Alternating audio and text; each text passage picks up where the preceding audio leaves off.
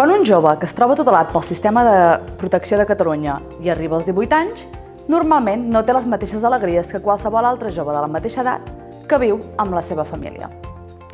Als joves tutelats els sorgeixen moltes pors, dubtes i sobretot moltes preguntes. On viuré a partir d'ara? On puc trobar feina?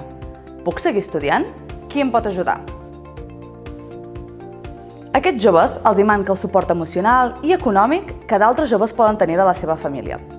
I a més, es veuen obligats a fer un procés mental de canvi de fase d'infància a vida adulta de manera molt brusca i molt accelerada, sense temps per explorar, reflexionar i descobrir el seu camí. No obstant, no tots els joves viuen aquestes experiències de la mateixa manera i molts aconsegueixen realitzar la transició a la vida adulta amb resultats molt positius. Llavors, en què consisteixen els suports que ofereixen l'administració i les entitats del tercer sector per als joves extutelats del nostre territori? Un dels factors protectors clau és tenir una relació positiva amb una persona adulta de confiança, com sorgeixen en els programes de mentoria.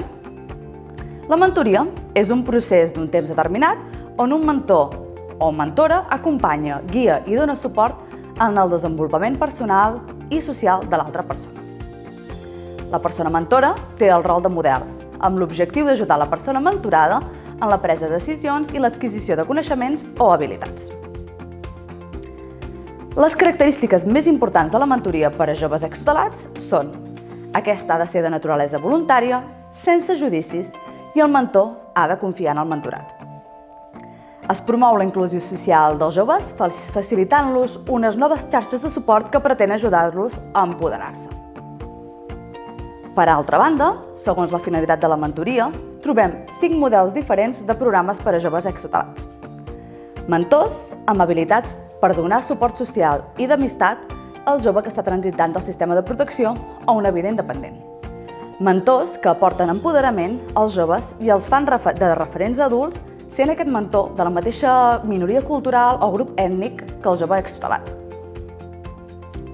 Mentors corporatius que ajuden el jove a orientar-se al món laboral i desenvolupar la seva carrera professional. Mentors amb competències parentals que poden guiar a adolescents embarassades i mentors que ajuden a un conjunt de joves que viuen en la mateixa llar i els hi proporcionen una guia a nivell educatiu, laboral i d'inserció comunitària. Com s'està implementant la mentoria en diferents entitats i com actuar amb aquests joves com a professionals de l'educació? Una de les entitats referents de mentoria per a joves extutelats de Catalunya és Punt de Referència. A través del seguiment dels joves en els programes de mentoria, demostren que hi ha canvis significatius en el seu benestar emocional. Això té efectes en la millora de l'autoestima, la resiliència es manté estable durant la mentoria, les expectatives formatives augmenten i l'esperança i confiança en el seu futur creix considerablement. Els joves extutelats, a més del recolzament d'un mentor, també necessiten rebre altres tipus d'ajudes. La Direcció General d'Atenció a la Infància i a l'Adolescència i altres entitats, com per exemple FEPA, ofereixen a través de diversos programes i iniciatives específiques suport personal, formatiu, jurídic, econòmic, psicològic, laboral, suport per a l'habitatge i per a la xarxa relacional.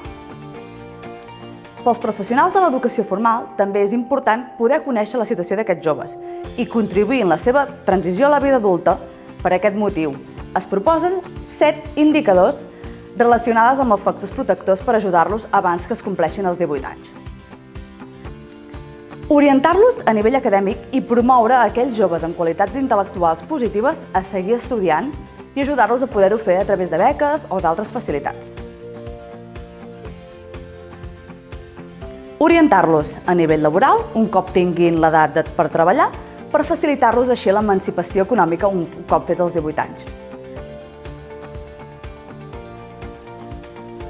Ajudar-los a potenciar la seva autonomia quotidiana a través de tallers de cuina, formacions de gestió de l'economia, entre d'altres tasques.